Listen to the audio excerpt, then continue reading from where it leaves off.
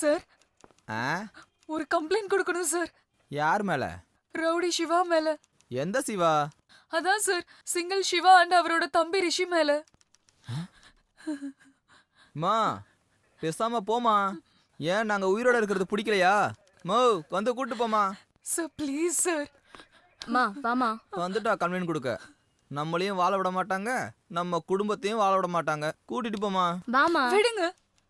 ஏன் உங்களோட டியூட்டி உங்களால பண்ண முடியாதா? அவங்க மேல கம்ப்ளைண்ட் எடுத்துக்கிட்டு ஆக்ஷன் எடுங்க போதும்.